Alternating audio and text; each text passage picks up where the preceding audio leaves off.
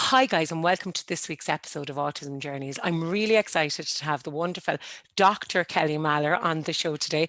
Kelly recently achieved her doctorate, so huge congratulations to Kelly. Kelly is actually going to speak with us today about her Interoception Curriculum and how interoception, that eighth sense, impacts upon autistic individuals every single day. So, Kelly, thank you so much for coming on the show today. Oh, thank you so much for having me. I'm so excited to be here with you. Oh, I can't wait to have this conversation. I know that you and I did training together I'd say about a year and a half ago. So this interview is a long time coming. So I'm really, really excited for people to hear all about what you've got to say. Yeah, I'm really excited. That training was so much fun. Oh, it's cool. I can't wait to get back to that in-person training again. It'll be brilliant.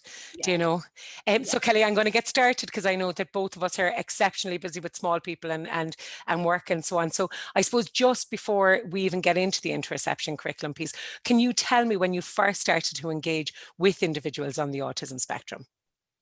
Yeah, sure. So I've been an occupational therapist for 18 years. And right out of the gate, um, for back then what was known as Asperger syndrome. And at that point, I had really no idea what was Asperger's syndrome. It was dial-up internet back then, so I would go home every night and I would spend hours on the painfully slow internet trying to figure out what in the world to do to help support these very wonderful students. They were just like, I still very distinctly remember the very first student with what was known as Asperger's back then. And he came barreling into my OT room and he had just this sense of energy about him. And he was so funny.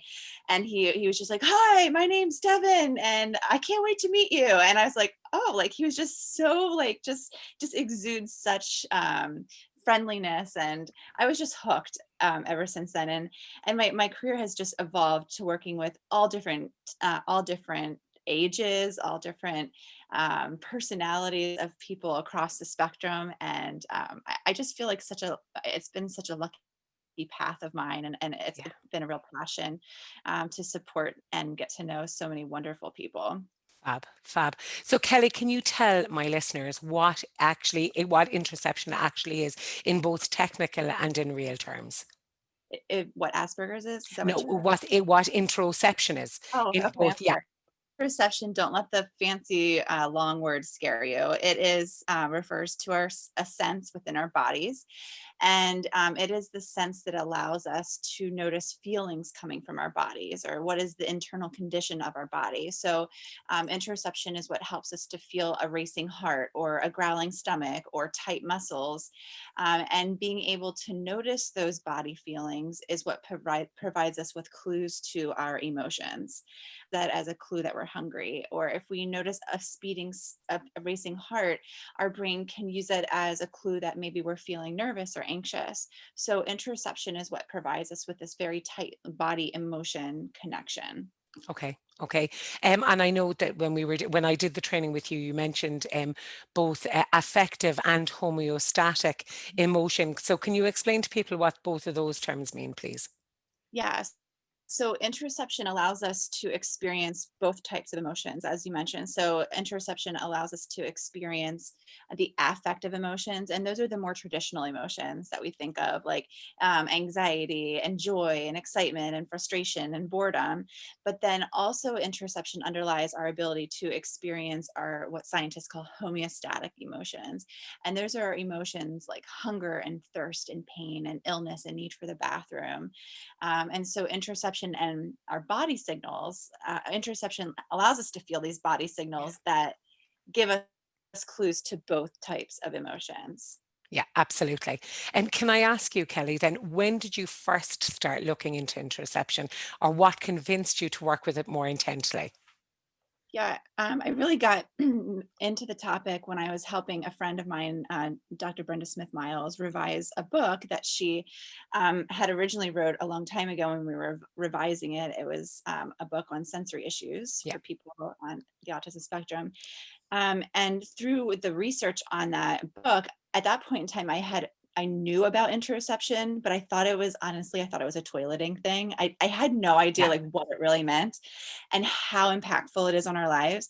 So through that that work on revising that book, I did lots of research on interoception, and I like just had this like major aha moment in that process, and realized like I think this is a really big deal for my clients. And so I'm a super curious person. So I ran right to my clients and started asking lots of questions and asking their caregivers lots of questions. And it turns out that for a lot of my autistic clients, introception was a really big deal. And it was like a piece that was missing. That was like it was just getting in the way of us getting to that, like getting to that level of them really meeting their goals. Yeah. Um, I mean, I'm so grateful to have had that process, and to have discovered just that interception is not just a toileting thing, and Yeah. that it is an everything thing. It affects our lives in such profound ways. Yeah, absolutely. I suppose it's interesting that you say you refer to toileting, because actually oftentimes people who I would speak with and work with first ask about interception because of difficulties with toileting. So older kids or young adults still wetting the bed and so on and so forth. And I suppose it's important to acknowledge that it is responsible for those kind of those kind of challenges that people face as well. And I know that I spoke with somebody recently, and she was saying that her son was 17, and suddenly there was a kind of a click moment where he just stopped wetting the bed. And it was Mhm. almost like this interoception piece finally clicked into place. Do you know? Yeah. Yeah, it's definitely, I would say, one of our top 3 questions we hear, Yeah, especially from caregivers, is the whole interception and toileting connection. And in a lot of our toileting programs, interception is non-existent, but you would yeah, need to notice the way that your body feels in order to know when you need to get to the bathroom. yeah, So it's a really important part of the toileting process for sure. yeah, Um, yeah, and so we're really helping to educate other people about the importance of this sense and how it yeah, impacts toileting. I mean, I just heard I was emailing with a woman an autistic woman who is in corporate America. Like she's has a high powered job, really successful, and she still has toileting issues. yeah, It'll just like hit her last minute, like, oh, I have to go to the bathroom. And yeah, it's like, a mad dash for the bathroom. And so she still is really struggling, yeah, even though she has a successful career. These things are hidden, yeah. and people aren't talking about them enough. So we're really trying to get that message Yeah. out there. And I suppose with regards to interception too, Kelly, with regards to every other aspect of somebody's life, then I know I've got my littlest person in this house talks an awful lot now about his my heart is very loud in my chest and it's very loud in my head. So he talks about hearing his heart, if that makes sense. So it really is, I suppose it really is, in my opinion, the foundation for any kind of a sensory processing understanding or that kind of sensory wellness that we aspire to for our young people. Absolutely. I mean, that our bodies are designed to give us important messages about the condition of our body. And if something's off, our bodies are designed to say, hey, like I feel something uncomfortable in my body or something off in my body. And that is what urges us to be able to take care of our bodies and to have that proper self-care and to seek out comfort breaks and Yeah, whatever it is. And so like you said, it is the foundation of our ability to do those things. absolutely. Can I ask you, Kelly, then, what kinds of characteristics or behaviors can be seen when somebody is hypersensitive to interoceptive stimuli? Yeah, so we know that there can be a lot of people that are hypersensitive, which means their body signals are too big. They're Yeah, over feeling so many different things happening in their body at once. So their inner experience can be very chaotic. Like they don't know what to pay attention to because there's too, like they can feel like a racing heart and a fluttery stomach and shaky muscles and all of these things, and they just don't know which is the important clue to pay attention to. Or they could be, I have some clients that like they get the tiniest little injury, like a little tiny cut, or they stub their toe and they're like limping around on that stub yeah, toe for like a whole week. And it's not them being dramatic. It is a real sensory experience. They're over feeling those body yeah. signals in their body. It can be very distracting. It can really lead to a lot of anxiety and very difficult time with regulation. Yeah. And a lot of those people we hear from adults that for those individuals, those are the people, they feel like every change in their body. And so they're Yeah. constantly going to the doctor, and they're like, I know something is off in my body. Like I'm feeling this. Like they Yeah. can feel things that many of us can't feel. And then they develop a very big provider flags them as being attention seeking or Yeah. not really validating their experience because they don't understand interoception yet, Yeah. many of the medical providers. So then it really affects. I mean, it has such a profound effect in so many areas, but like there's a breakdown in the trust then with the medical providers. And so that can have a ripple effect for sure too. Absolutely, absolutely. And with regards then the flip side of that, Kelly, how do we identify hyposensitivity to interoception in an individual? Yeah. So for these individuals, they're like you said, they're on the opposite end Yeah. of the spectrum, the interception spectrum, and they underfeel their body signals. Their body signals are too small, and so they might completely miss body signals. Like they might never notice that their stomach like is empty or growly feeling, and so they're relying on their caregivers to constantly remind them to eat. Or they might not notice that feeling of fullness in their body, Yeah. and they might eat and eat and eat and eat and eat and like just have this continual urge for eating because they never notice that like off switch that a lot of us feel in our body saying like, okay, like you've had enough, right? Or for these individuals, sometimes they do notice body signals, but it's only the really intense Yeah. signals. So they don't notice that they're getting overwhelmed until they're in a meltdown, or they don't notice they're getting hungry. Clients call it like where you're just so hungry, you're irritable, and you're just like very dysregulated. And so for those individuals, when you're only noticing intense body signals, it's a little too late to regulate, because by the time you're in a full meltdown, you're pretty much reliant on the people around you to help Yeah. you to become regulated. So they're missing those subtle, and ideally that's the time when we want to all take a comfort break, Yeah. right? And Yeah. not wait until all the way in the meltdown. Or that's the time when we want to eat a snack or a meal before we get to the point when we're hangry. So they're Yeah. really missing out on those important clues. And the tricky part of it is that you can have an individual that has body signals that are too small for some emotions, like maybe they're too small for anxiety and hunger. But then on the other hand, they have body signals that are too big for, like, say, pain, Yeah. perception experiences. Yeah, absolutely. I suppose I've got two young people in this house, one of whom is the kid who doesn't wear a jumper or a coat in the coldest of weather, and doesn't realize actually, like we'd say, we're teaching him cognitively right now that when it's raining outside that we've got to wear a coat because his interoception signals are too small. He is also the kid who will complain of a pain in his head because he's forgotten to drink for like 6 hours, and he's actually becoming I dehydrated. On the flip side, well, actually on the same side as that, then I've got another young person who had his appendix out last year, and actually he had dreadful abdominal scarring when the surgeon removed his appendix. And actually on that pain scale of 1 to 10, that smiley face scale that medical professionals use for ascertaining where they're at, he was scoring himself at a 1.5 to a 2, and his appendix were about to burst. Do you know? Wow. So, excuse me, it's really important that people are aware of how great the impact of either hypo or hypersensitivity to the interoception sense can have actually. And the impact, I mean, we could be here and talk probably for a few days on the vast influence that interoception has on so many aspects of our lives. Absolutely, absolutely.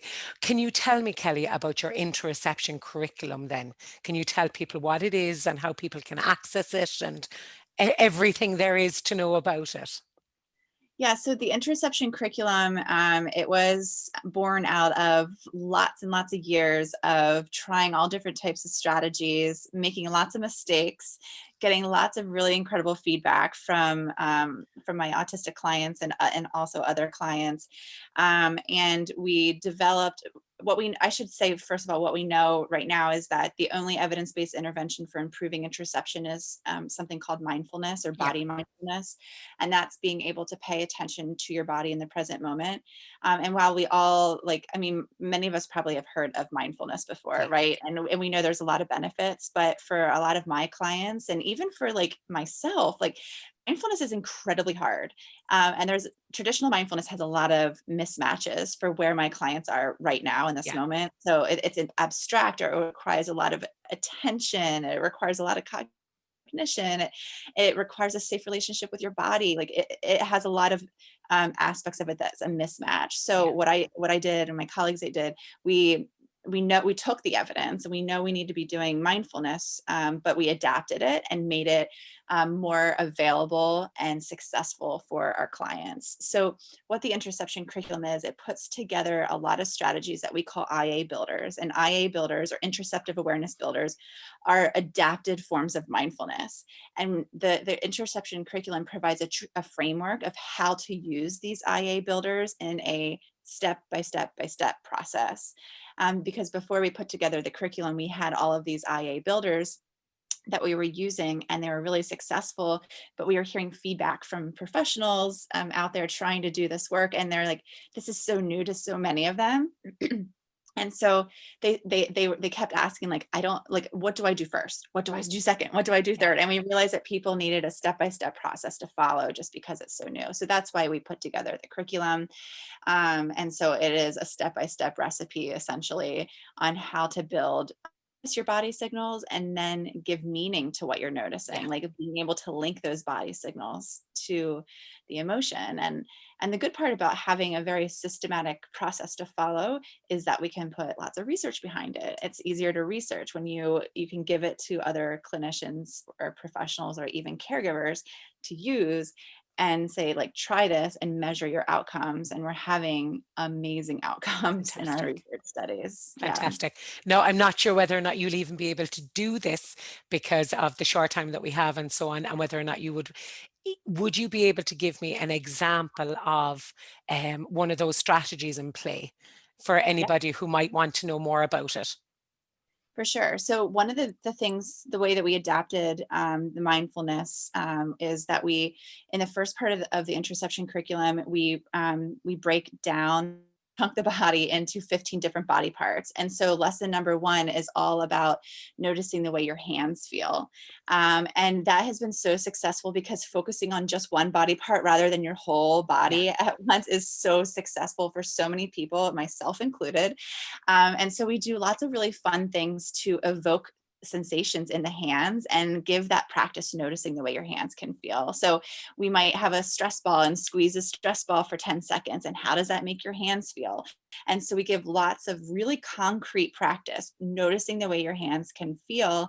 And then what the benefit of that part of the curriculum is too, is that there's a language piece to it. Yeah. We're giving concrete meaning to what does it mean to have warm hands? What does it mean, like truly mean to have wet hands, warm hands, tight hands? So we're not just assuming that the person understands that language, because many times they don't. And while we're talking about language, I should clarify that we're not just talking about spoken language, Yeah. that we're doing this work with lots and lots of individuals that do not speak to communicate. We're putting this work into their communication systems because it is so important, and to be able to communicate to someone how your body is feeling. And so I'm a hopeful optimist. I'm always thinking that all my clients, we can find a way in, we can reach them where they're at. And so we're doing this with such a wide variety of people. Fab. I have to comment on the language. I love the fact that individuals can use whatever language they want to do. One of the words that sticks in my head is fizzy, from that training that I did with you, that somebody had commented that something felt fizzy, and it just made complete sense. It absolutely made complete sense to that person, but not only to that person, to everybody else in the training as well. Going, oh, that's a really great word. So I love the way that there's a level of autonomy around how this curriculum is used to support the autistic person as well. Yeah, that's really, really important to me. This process is the curriculum is meant to be a guide in Yeah. helping someone to explore their own inner Yeah. experience. we're not teaching them what inner experience they should have, or we're not teaching them what experience I have, so you should have the same. We are celebrating and validating each person's unique inner experience, and there's no right or wrong answers. And we just want to help them figure it out for themselves. Absolutely. Kelly, can I ask you, with regards to the Interoception curriculum, I know that I did the training with you and many other professionals would have done the training. Do people now have the opportunity to do this training online given current pandemic situations? Yeah, so you attended a 2-day workshop, and I Yeah, haven't been doing the 2-day workshops on interactive activities, but I have been doing a lot of 3-hour webinars and full day webinars where we usually split it into 2 half days, just because Zoom burnout is a real thing. absolutely. And we have to listen to our bodies and how is our body feeling. So yeah, so I have to say that in the beginning of the pandemic, like I had already had some experience doing web-based training, but I have gotten so much how to make that web experience more interactive and more engaging. And I think I still have room to grow and get better, but I just hope that we can get back into in Oh, person soon. I'm just aching for it, as I'm sure we all are. yeah, yeah, absolutely, absolutely. And I know as well, you've got like little short training pieces that people can access on your website, do you? Yeah, Yeah, we have right now we have two on. You can hop on our website, and if you're interested, you can purchase one, and you can it comes to your account right there on demand, and you can watch it. You have unlimited access to the fab. course for 6 months, so you can watch it as many times as you want. So we have a generic, like, what is Introception, and all about Cool. the Introception curriculum. And we give you enough information that you can do the Introception work without actually needing to purchase the curriculum Fab. in that course. And then if you want to take a deeper dive, you can, of course, then look into the curriculum. But then we Good. also interception and early learners. So it's Oh, all good. about nurturing interception in birth to 3. And so, I mean, the earlier we can start, the better. And we had so many questions from people like, what can we do with the little itty bitties? So that was a really fun course to record. Fab, fab. I think that like so for somebody to start, a good starting point for somebody so is either the early years, that kind of very for the very little people, or that kind of what is interoception piece before they go into a deeper dive. It's always a good idea to kind of get an understanding, really, isn't it, of what you're looking at, I suppose. Absolutely. And whenever I hear someone talk about their work, and it always, for me, it brings it to life. It helps me like really understand the big picture of it, Yeah. versus picking up a book. And this can be that can be helpful too. And I'm sure it depends on your learning style, but the courses always bring the information to life for me. Yeah, absolutely, absolutely. Can I ask you, Kelly, are you developing further? Are you developing more on the Interception curriculum at the moment? Oh yes, my brain is a constant, constant motion, constant. Yeah, Yeah. So we have some our recorded on different topics. Like we're doing a course on interoception and its impact on behavior, fab, and kind of challenging some of the current behavioral models that are out there, fabulous. and perhaps considering that there's deeper reasons behind the surface behaviors that we see. Fab. And then also a course on autism and trauma and Cool. interoception. Yeah. And both of those courses I will be recording with autistic adults. So Fantastic. yeah, I'm really excited about that. Fantastic. Do you have any plans for more, I suppose, deeper dives into interoception and emotional regulation? We'd say as a progression from that kind of that behavioral piece. Yeah, well, I mean, I can't tell you which resources are going to come out first Oh, because I I know, don't I know. know, I We have know, I so know. many, we have so it's just like whatever kind of inspires me next to get out there. Cool. And honestly, we're learning so much about the curriculum, Yeah, and there's so many autistic adults that are now going through the curriculum in a self-help way. And I've been working with a few of them, and their feedback on the curriculum is so helpful in making it fantastic. even better. And Good. so a second edition, maybe, maybe coming down the road, or maybe a self-help version. I mean, like I said, Fab. I have so many ideas. Fab. Is there any academic papers then, Kelly, that professionals or other academics might want to add that they might be able to look at should they want to access further information on it? Yeah, I mean, if you just want a general idea of interoception, there's thousands and thousands of research articles out there Yeah. for sure. It's such a booming area of research right now. In fact, in my country, in the US, the National Institutes of Health just declared it as a research domain of Oh, interest. wow. Yes, I know. I was like, oh, Yay. That's fab. no. Fab. And so the studies that we're doing testing the effectiveness of interoception, we've been doing research for 4 years. We just had year one published Yeah. this past year. So I really love doing the research. I really dislike writing the papers and submitting it for publication. So we're a little behind. And so we have 4 other papers that are in various stages of publication right now. Perfect. Perfect. So people will be able to access that, keep an eye out, and they'll be able to access it. Perfect. Yeah. Can I ask you, Kelly, where can people find more information about you and about your work, and how to purchase your, I know the Interception Curriculum and all those pieces that come with that that publication as well? Yeah, so my website is kelly-mahler.com. Okay. Um, and we have lots and lots of free resources on my website. It's from videos to free printables to we really want this to be accessible to everyone. Yeah. And then, like you said, if you are interested in taking a deeper dive, then you can look at the paid resources as Yeah. well. Yeah. Books, I know that I've purchased the Interception Curriculum book, and I the manual and so on. With regards to that manual, is that a manual that somebody would be able to work on independently at home without the need for formal training in it? Yeah, we have a lot of caregivers that are using the Introception curriculum. When I first wrote it, the target audience was for professionals, and then for the professionals to support the caregivers and the children. And I shouldn't just say the children, because we have a lot of adults involved, because a lot of caregivers, they know this is important, and they might be living somewhere where they don't have access to a professional Yeah. that's trained in interoception, and so they are implementing it themselves with a lot of success. Fab.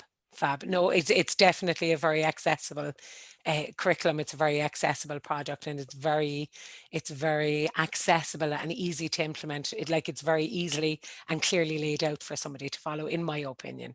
Can I ask you, Kelly, then just one final question for you, because I'm aware that the bandwidth, I'm not sure what's going on, but there's moments where the interview is frozen, unfortunately, but it's not frozen enough that the quality of content has been impacted, if that makes sense. So it's all good. Can I ask you one final question? So do you have any piece of advice that you would share with either an autistic person, a parent of an autistic individual, or a caregiver of an autistic individual, or professionals as they navigate either curriculum or autism in general? Well, autism in general, I would definitely say be aware of interoception and how it impacts you and your life, and find ways that feel good to you to start tuning into your body. Perfect. And also, for caregivers, you want to help. First of all, we always talk about how it's good to help your child feel safe and regulated first, because if they are feeling unsafe and feeling overwhelmed in the environment, their attention is naturally going to be pulled outside of their body. They're going to be hyper vigilant to that sensory world, Yeah. waiting for that next sensory insult to their body. So we need to make sure that they're regulated, feeling safe, and then they'll have that attentional resource to be able to attend within, for sure. Fabulous. And with regards to educators and other professionals, do you have any word of advice?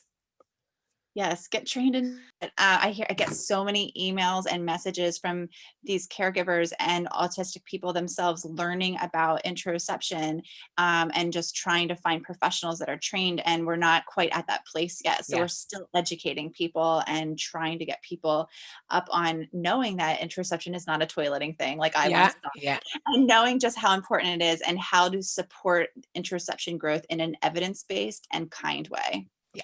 Perfect. Perfect. Kelly, thank you so much for speaking with me today. Sharon. So I'm so glad, Kelly, that you came on the show today.